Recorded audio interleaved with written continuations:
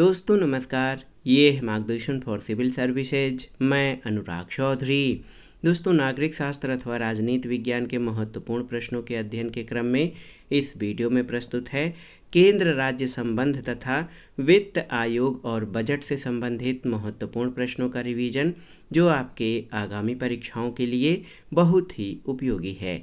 ये वीडियो मुख्य रूप से TGT, PGT, ELT grade, government inter college प्रवक्ता, गवर्नमेंट डिग्री कॉलेज, उच्चतर शिक्षा असिस्टेंट प्रोफेसर, केंद्रीय विद्यालय संगठन और नेट जेआरएफ राजनीति विज्ञान के साथ विभिन्न राज्य लोक सेवा आयोगों द्वारा आयोजित किए जाने वाले सामान्य ज्ञान और सामान्य अध्ययन के भारतीय राज्य व्यवस्था खंड के लिए भी बहुत ही उपयोगी है।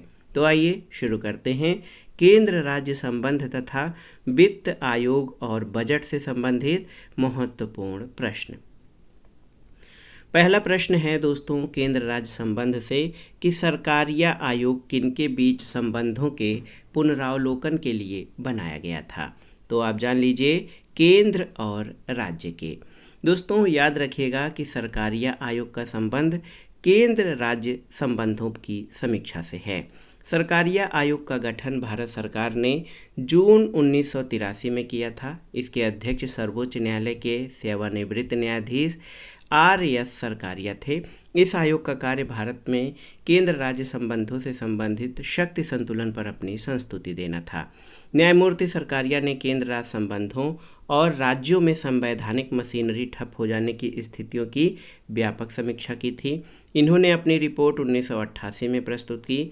अपनी रिपोर्ट में इन्होंने कहा कि राज्यपालों के पक्षपातपूर्ण आचरण पर अंकुश लगाने के लिए कदम उठाए जाने चाहिए और राज्यपालों की नियुक्ति में मुख्यमंत्रियों से सलाह ली जानी चाहिए। अगला प्रश्न है, राष्ट्रीय विकास परिषद के गठन में निम्नलिखित में से कौन शामिल होते हैं।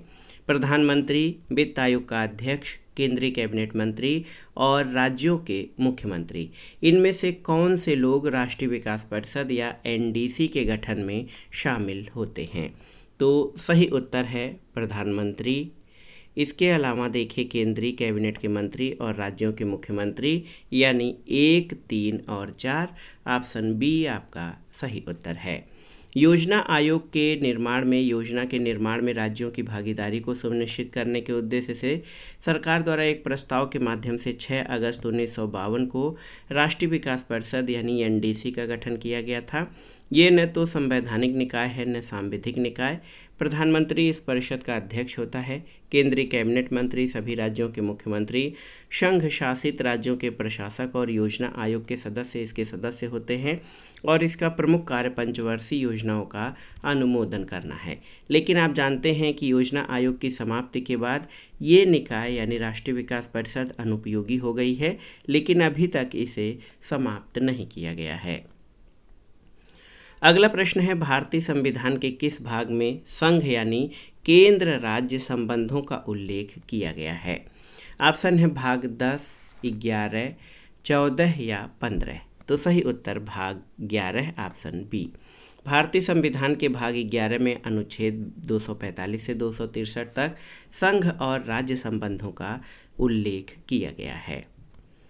अगला प्रश्न है, भारतीय संविधान में संघ राज्य प्रशासनिक संबंध निम्नलिखित में से किन अनुच्छेदों में वर्णित है। ऑप्शन है अनुच्छेद 256 से 263, 245 से 255, 264 से 291 या 352 से 360। तो सही उत्तर अनुच्छेद 200। देखिए, भारत के संविधान में संघ राज्य प्रशासनिक संबंध जो हैं अनुच्छेद 256 से 263 में वर्णित हैं। दोस्तों, भारतीय संविधान में संघ और राज्यों के संबंधों को विधायी, प्रशासनिक और वित्तीय आधार पर विभाजित किया गया है।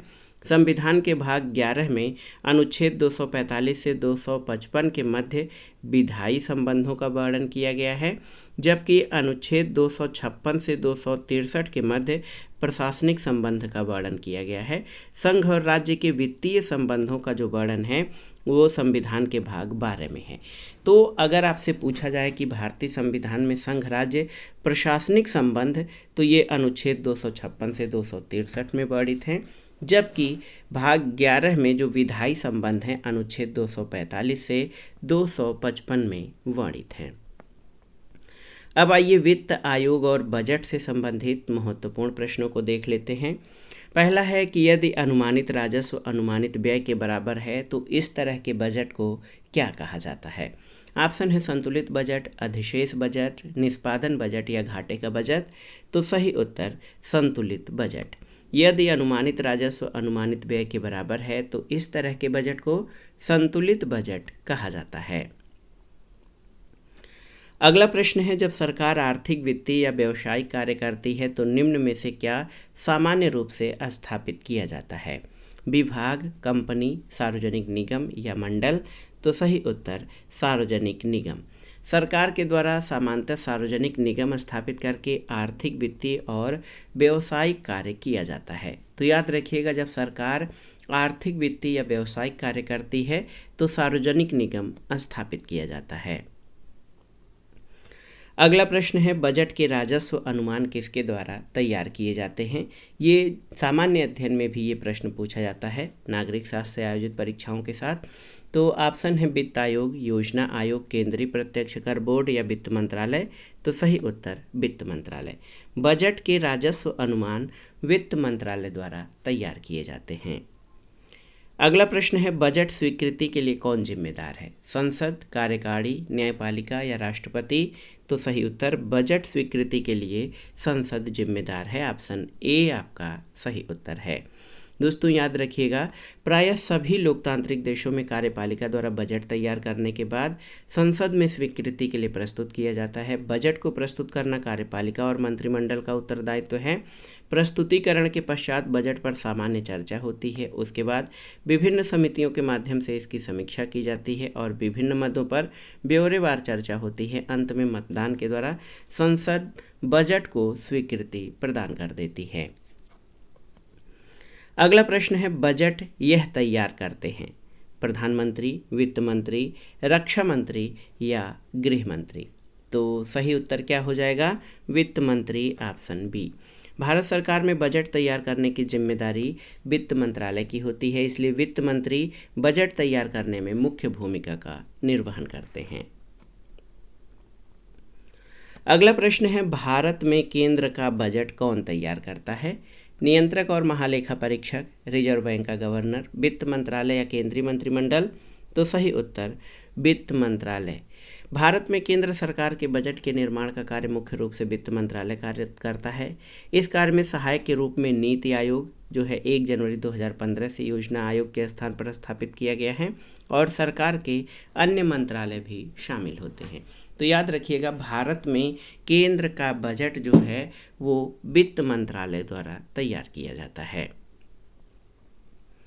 अगला प्रश्न है कि संवैधानिक प्रावधान के अनुसार वित्त आयोग अपना प्रतिवेदन प्रस्तुत करता है किसको, संसद को, राष्ट्रपति को, प्रधानमंत्री को या वित्त मंत्री को। तो सही उत्तर राष्ट्रपति को। संविधान का अनुच्छेद 280 प्रत्येक 5 वर्ष के अंतराल पर एक वित्त आयोग के गठन का प्रावधान करता है। इसका मुख्य कार्य संघ और राज्यों के बीच करों के शुद्ध आगमों के आवंटन के बारे में और राज्यों के बीच वितरण करने के तरीके के संबंध में राष्ट्रपति को सिफारिश प्रस्तुत करना है। तो याद रखिएगा, वित्त आयोग अपना प्रतिवेदन राष्ट्रपति को प्रस्तुत करता है। अगला प्रश्न है, भारत में केंद्रीय वित्त मंत्री बजट पेश करता है राज्यसभा में, लोकसभा में, संसद के दोनों सदनों के संयुक्त अधिवेशन में या फिर राष्ट्रपति को। तो सही उत्तर क्या हो जाएगा दोस्तों, भारत में केंद्रीय जो वित्त मंत्री होता है ये लोकसभा में बजट पेश करते हैं। ऑप्शन बी आपका सही उत्तर है। भारतीय संविधान में बजट शब्द का प्रयोग नहीं किया गया है, इसके लिए अनुच्छेद 112 के तहत वार्षिक वित्तीय विवरण शब्द का प्रयोग हुआ है। राष्ट्रपति की मंजूरी के बाद वित्त मंत्री द्वारा लोकसभा में बजट प्रस्तुत किया जाता है। बजट जो प्रस्तुत करने का या जो पारित करने का जो क्रम होता है वो आप जान लीजिए। बजट पारित करने का जो क्रम होता है, वित्त मंत्री द्वारा लोकसभा में बजट की प्रस्तुति होती है, बजट पर सामान्य चर्चा, फिर लेखानुदान की मांग, बजट पर विस्तृत चर्चा, सरकार द्वारा अनुदान की मांग, फिर कटौती प्रस्ताव, विनियोग विधेयक और वित्त विधेयक, ये बजट के प्रमुख चरण हैं। वित्त विधेयक बजट पारित करने का आखिरी चरण होता है। इसके द्वारा सरकार विभिन्न प्रकार के करों के प्रस्ताव संसद के समक्ष प्रस्तुत करती है।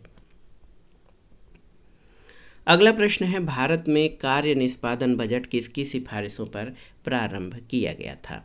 तो सही उत्तर प्रशासकीय सुधार आयोग के। निष्पादन बजट का जन्म अमेरिका में हूवर आयोग द्वारा 1949 में किया गया। राष्ट्रपति ट्रूमैन ने निष्पादन बजट को लागू किया। इसमें खर्च के बजाय खर्च के उद्देश्य पर जोर दिया जाता है। ये बजट को कार्यकलाप, कार्यक्रम, क्रियाशीलता और परियोजनाओं के अर्थों में प्रस्तुत करती है। भारत में प्रशासनिक सुधार आयोग यानी एडमिनिस्ट्रेटिव रिफॉर्म कमीशन की सिफारिश पर 1968-69 में 4 केंद्रीय मंत्रालयों के लिए निष्पादन बजट तैयार किया गया और वर्ष 1975-76 में सभी केंद्रीय मंत्रालयों में ये लागू किया गया। वर्ष 1970-71 में अनेक राज्यों जैसे केरल, कर्नाटक, पंजाब, राजस्थान और उत्तर प्रदेश में भी इसे अपनाया गया। अगला प्रश्न है, भारत में वित्त मंत्री बजट किसकी सलाह से तैयार करता है? तो महत्वपूर्ण प्रश्न है, प्राक्कलन समिति, प्रवर समिति, संयुक्त समिति या उपरोक्त में से कोई नहीं? तो सही उत्तर उपरोक्त में से कोई नहीं। प्रवर या संयुक्त समिति के बारे में जान लीजिए कि ये तदर्थ या एडहॉक समितियों में सबसे महत्वपूर्ण होती है। किसी विशेष विधेयक पर विचार करने के लिए इस समिति का गठन किया जाता है और जब संसद के दोनों सदन किसी विधेयक पर विचार करने के लिए अलग अलग समितियों का गठन करते हैं तो उन समितियों को प्रवर समिति कहा जाता है। किंतु जब संसद के दोनों सदन किसी विधेयक पर विचार करने के लिए संयुक्त रूप से समिति गठित करते हैं तो उसे संयुक्त प्रवर समिति कहते हैं। प्रवर समिति में 30 और संयुक्त प्रवर समिति में 45 सदस्य होते हैं, जिसमें लोकसभा से 30 और राज्यसभा से 15 होते हैं। प्राक्कलन समिति या एस्टीमेट कमेटी संसद की अस्थायी समितियों में सबसे बड़ी है। इसमें सिर्फ लोकसभा के सदस्य होते हैं। इनकी संख्या 30 होती है। जब सरकार द्वारा नीतियां बनाकर उसे क्रियान्वित करने के लिए संसद के समक्ष मांग प्रस्तुत किया जाता है तो सरकार द्वारा प्रस्तावित व्यय पर समीक्षा के लिए इस समिति का गठन किया जाता है। ये सरकारी अपव्यय रोकने की सिफारिश करती है। ये समिति बजट प्राक्कलनों की जांच तभी कर सकती है जबकि इसके लिए संसद में मतदान हो चुका हो। इस प्रकार सही उत्तर ऑप्शन डी हो जाएगा कि किसी के द्वारा नहीं। अगला प्रश्न है, किसे कार्यपालिका के हाथों कोरे चेक की संज्ञा दी गई है? बहुत ही महत्वपूर्ण प्रश्न है। ऑप्शन है लेखानुदान, प्रत्ययानुदान, अतिरेक अनुदान या अनुपूरक अनुदान। तो सही उत्तर प्रत्ययानुदान को। किसी राष्ट्रीय आपात के कारण सरकार को धन की अप्रत्याशित मांग को पूरा करने के लिए निधियों की आवश्यकता हो सकती है जिसके विस्तृत अनुमान देना शायद संभव न हो। ऐसी स्थिति में सदन बिना ब्यौरा दिए प्रत्ययानुदान के माध्यम से एक मुश्त धनराशि दे सकता है, इसलिए इसे कार्यपालिका के हाथों कोरे चेक की संज्ञा दी जाती है। अगला प्रश्न है, बजट शब्द बूजट शब्द से बना है, ये किस भाषा का शब्द है? आपको बताना है। फ्रेंच, लैटिन, इंग्लिश या ग्रीक? तो सही उत्तर फ्रेंच भाषा। बजट शब्द फ्रेंच भाषा के शब्द बूजट से बना है जिसका अर्थ चमड़े का पर्स, थैला या झोला होता है। बजट धन यानी राजस्व के आय और उसके व्यय की सूची को कहते हैं। व्यष्टि अर्थशास्त्र में बजट महत्वपूर्ण अवधारणा है। बजट किसी देश का, संस्था का या व्यक्तिगत अथवा पारिवारिक हो सकता है। भारतीय संविधान के अनुच्छेद 112 में भारत के केंद्रीय बजट को वार्षिक वित्तीय विवरण के रूप में निर्दिष्ट किया गया है। अनुच्छेद 112 के अनुसार राष्ट्रपति प्रत्येक वित्तीय वर्ष के संबंध में संसद के दोनों सदनों के समक्ष एक वार्षिक वित्तीय विवरण रखवाएगा। बजट में भारत सरकार की प्राप्तियों और व्ययों का विवरण होता है। अगला प्रश्न है, केंद्रीय वित्त मंत्री ने किस वर्ष को ग्राम सभा वर्ष घोषित किया था? तो याद रखिएगा, ये है 1999।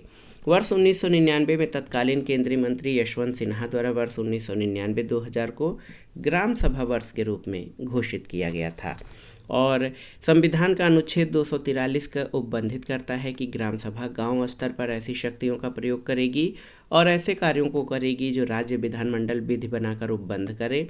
संविधान के 73वें संशोधन द्वारा पंचायती राज संस्थाओं को संवैधानिक मान्यता दी गई और ग्राम सभा से ग्राम स्तर पर पंचायत क्षेत्र के भीतर किसी ग्राम से संबंधित निर्वाचक नामावली में पंजीकृत व्यक्तियों से मिलकर बना निकाय अभिप्रेत है। तो ग्राम सभा जो है ये ग्राम स्तर पर पंचायत क्षेत्र के भीतर किसी ग्राम से संबंधित जो निर्वाचक नामावली है उसमें पंजीकृत सभी व्यक्तियों से मिलकर बने निकाय को ग्राम सभा कहते हैं। अगला प्रश्न है धन अनुदान के लिए। देखिए बहुत ही महत्वपूर्ण है, धन अनुदान के लिए राष्ट्रपति की सहमति आवश्यक नहीं, राष्ट्रपति की पूर्व सहमति आवश्यक है, उसके सफलतापूर्वक पास हो जाने के बाद सहमति आवश्यक है, या राज्यसभा किसी भी विधेयक को प्रस्तुत कर सकती है। तो सही उत्तर है धन अनुदान के लिए राष्ट्रपति की पूर्व सहमति आवश्यक है। ऑप्शन बी आपका सही उत्तर है। लोकतांत्रिक व्यवस्था में बजट के माध्यम से पूरे वर्ष के लिए खर्च होने वाले अनुमानित धन का प्रावधान कर दिया जाता है, लेकिन यदि ऐसी विषम परिस्थितियां उत्पन्न हो जाती हैं जिसके लिए धन का प्रावधान बजट में या तो पर्याप्त नहीं है या उस मद में धन का प्रावधान नहीं है, ऐसी स्थिति में राष्ट्रपति उस व्यय की अनुमानित राशि दर्शाने वाले अनुदानों की मांग का विवरण संसद के दोनों सदनों के समक्ष रखवाता है। और ये देखिए अनुपूरक अनुदान, अतिरिक्त अनुदान, प्रत्यानुदान और अपवादानुदान के रूप में होते हैं। तो अनुपूरक अनुदान क्या होता है आप जान लीजिए कि इसे संसद द्वारा तब स्वीकार किया जाता है जब किसी विशेष सेवा हेतु प्रावधानित राशि उस वित्तीय वर्ष में अपर्याप्त पाई जाए। अतिरिक्त अनुदान ये तब प्रदान की जाती है जब चालू वित्तीय वर्ष के दौरान किसी नई सेवा पर धन खर्च करने की आवश्यकता आ गई हो जिसका बजट में प्रावधान नहीं हो। प्रत्यानुदान तब यह प्रदान किया जाता है जब किसी राष्ट्रीय आपात के कारण सरकार को धन की अप्रत्याशित मांग को पूरा करने के लिए निधियों की आवश्यकता हो। और अपवादानुदान ये किसी विशेष प्रयोजन के लिए दिया जाता है जो वित्तीय वर्ष के साधारण खर्च का भाग नहीं होता है। अगला प्रश्न है भारत में बजट निर्माण में संलग्न रहते हैं कौन कौन। देखिए कूट की सहायता से इसका उत्तर देना है आपको। वित्त मंत्रालय, योजना आयोग, नियंत्रक महालेखा परीक्षक और समस्त लोक आयुक्त। तो ये जब प्रश्न पूछा गया था तो इसमें आप जान लीजिए वित्त मंत्रालय, योजना आयोग और महालेखा परीक्षक, नियंत्रक महालेखा परीक्षक, तो ये तीनों महत्वपूर्ण होते हैं। ऑप्शन ए आपका सही उत्तर हो जाएगा क ख ग। भारत में वित्तीय वर्ष 1 अप्रैल को प्रारंभ होता है, 31 मार्च को समाप्त हो जाता है। बजट निर्माण का कार्य आगामी वित्तीय वर्ष के आरंभ होने के 7-8 माह पूर्व जुलाई अथवा अगस्त में ही प्रारंभ हो जाता है। बजट की रूपरेखा तैयार करने की पूरी जिम्मेदारी वित्त मंत्रालय की होती है, लेकिन इस कार्य में सरकार के अन्य मंत्रालय यानी देखिए योजना आयोग जो कि अब नीति आयोग है और CAG यानी नियंत्रक महालेखा परीक्षक का महत्वपूर्ण योगदान रहता है। अगला प्रश्न है अब तक गठित विभिन्न वित्त आयोगों के अध्यक्ष पद पर कौन व्यक्ति कभी नहीं रहा है।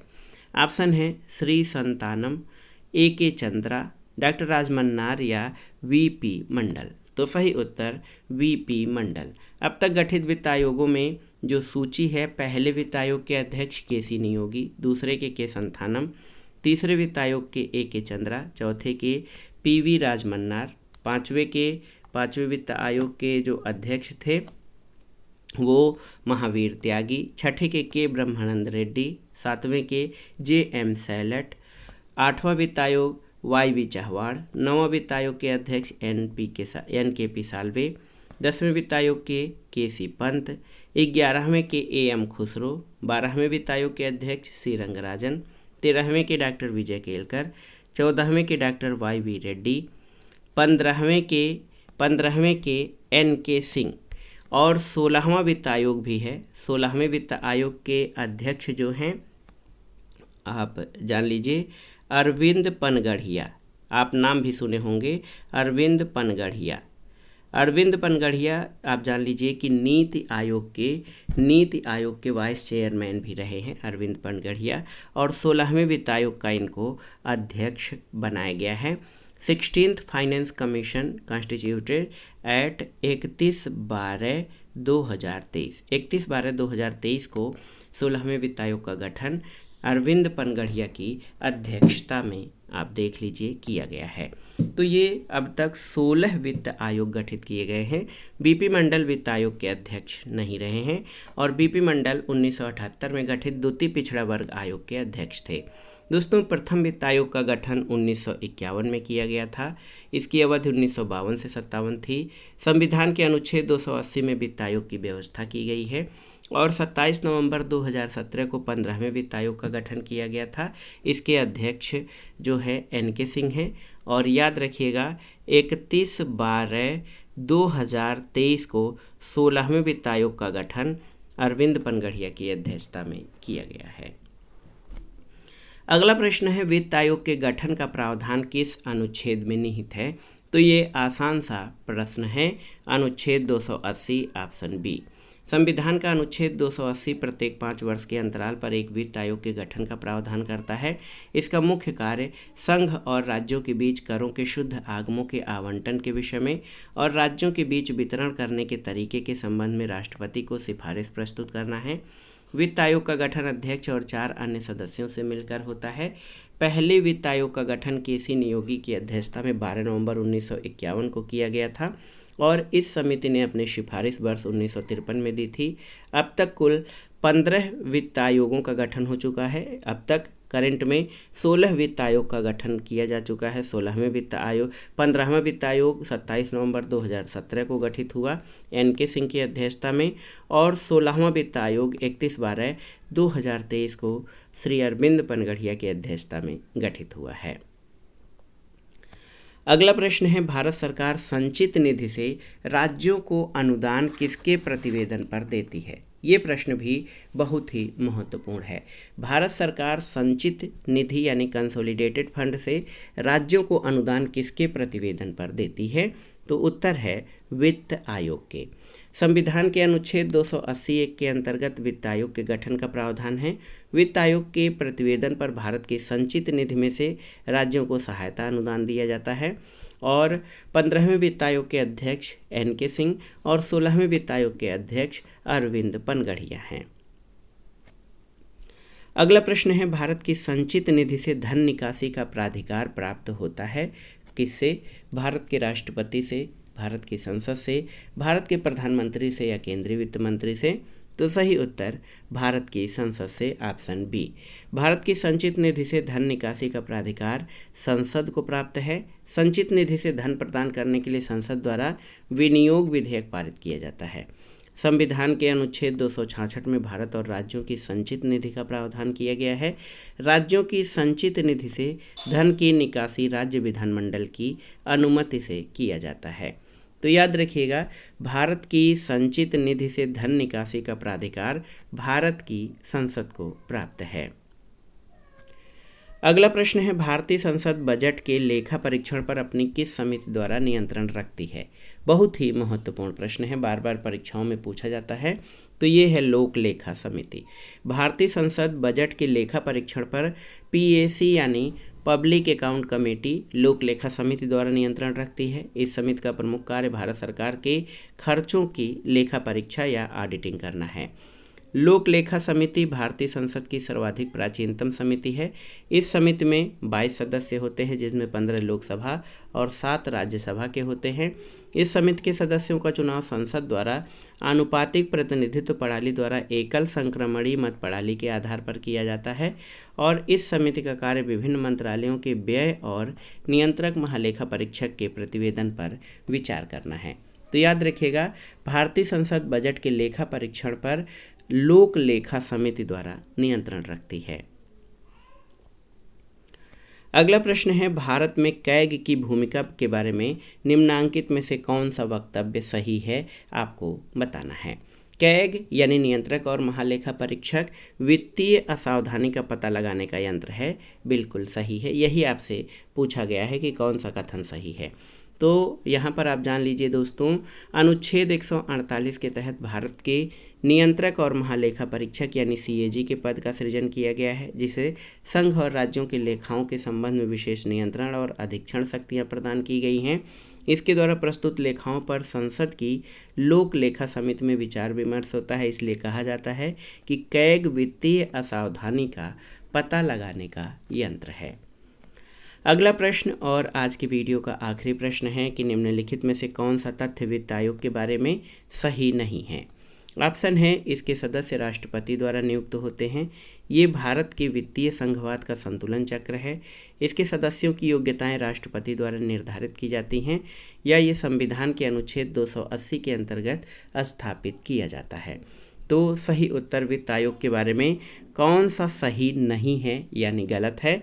तो यहाँ पर ऑप्शन सी जो है ये सही नहीं है कि इसके सदस्यों की योग्यताएं राष्ट्रपति द्वारा निर्धारित की जाती हैं, ये आपका सही नहीं है। दोस्तों आप जान लीजिए संविधान के अनुच्छेद 282 के तहत संसद को वित्त आयोग के सदस्यों की योग्यता और उनके चयन के ढंग निर्धारण करने का अधिकार है। इसके अनुरूप ही संसद ने वित्त आयोग अधिनियम 1951 के द्वारा आयोग के अध्यक्ष और सदस्यों की योग्यता का निर्धारण किया है। इसके सदस्य राष्ट्रपति द्वारा नियुक्त होते हैं। ये भारत के वित्तीय संघवाद का संतुलन चक्र है और ये संविधान के अनुच्छेद 280 के अंतर्गत स्थापित किया जाता है।